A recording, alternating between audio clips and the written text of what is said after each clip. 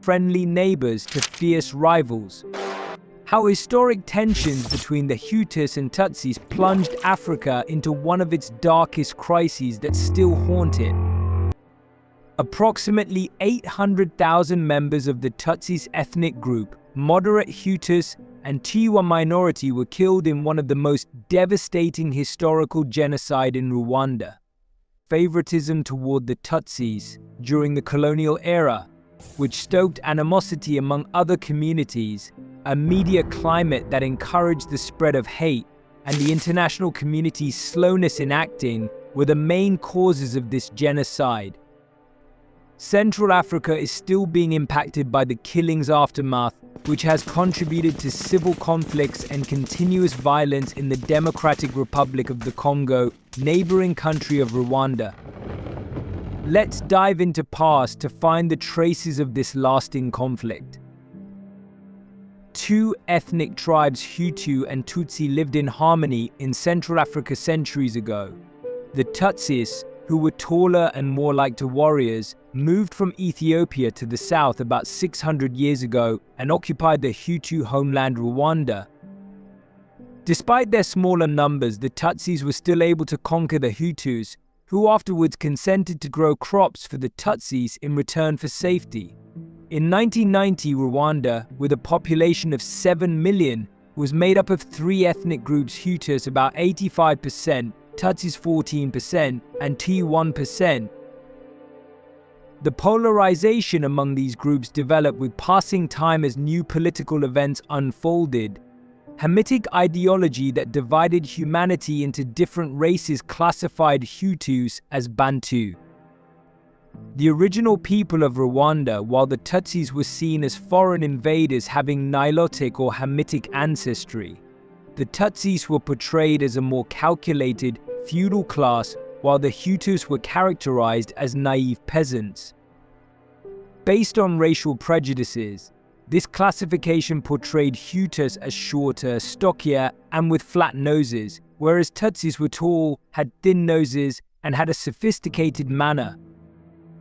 However, some historians, such as Congolese professor George Izangola, claimed that the only distinction between the two groups was economic rather than racial. According to him, the Tutsi and Hutus are the same people. People were classified as Tutsi or Hutu based on their proximity to the ruler. If you were close to the king, owned wealth, and had a large herd of cattle, you were a Tutsi. If you are far away from the king, you are a cultivator with few animals and you are a Hutu. When Belgium took over Rwanda from Germany in 1916, the two ethnic groups, Hutus and Tutsis, coexisted together during the era, speaking the same language, getting married, sharing socio-cultural events together, and subservient to the Tutsi monarch, who was considered as a godlike figure. However, Belgium starts to polarize them formally by adopting this racial classification. Belgian colonial rulers gave the minority Tutsis distinct privileges over the majority Hutus during the colonial era. Furthermore, identity cards categorizing Rwandans by ethnicity were enforced by the Belgian government, further dividing the two groups. Between World War I and 1962, such governmental practices widened the gulf between the two groups. The struggle between the Hutu, the majority ethnic group, and the Tutsi was intensified.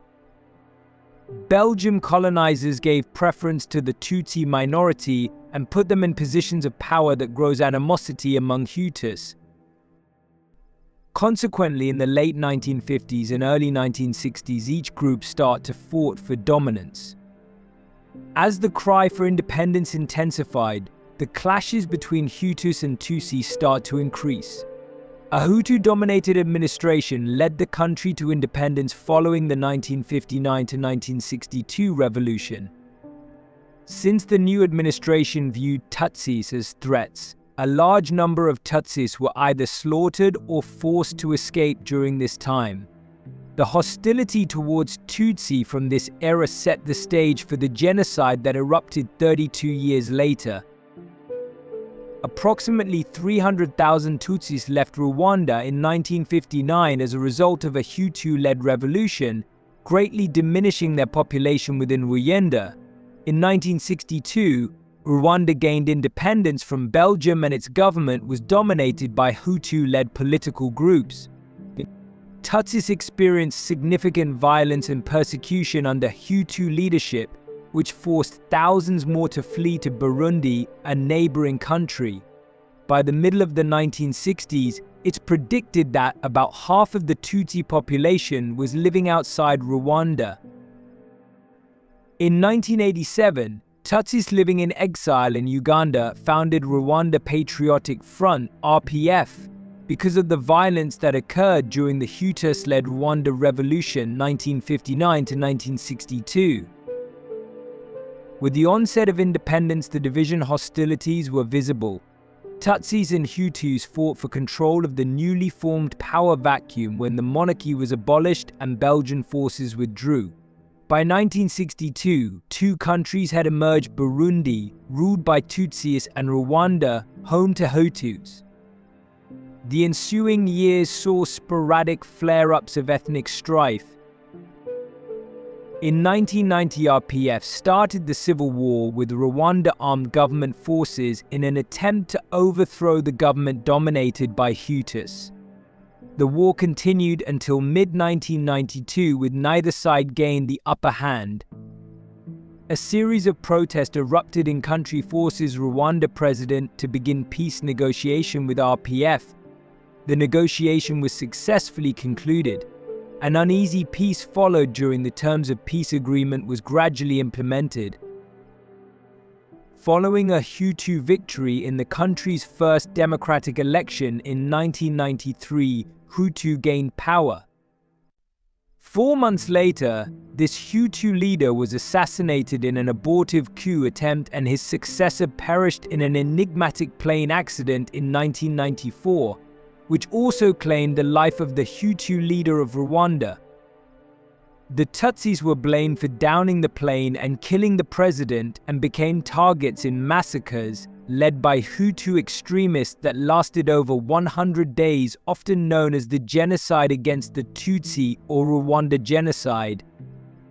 Some moderate Hutus who tried to protect members of the Tutsi minority were also killed. During these 100 days of genocide, around 500,000 to 800,000 Tutsi were killed. This genocide was orchestrated by a government led by Hutu extremists who aimed to exterminate the entire Tutsi population and anyone who opposed their policies. Despite the magnitude and savagery of the genocide shocking the world, no government took decisive action to stop the atrocities.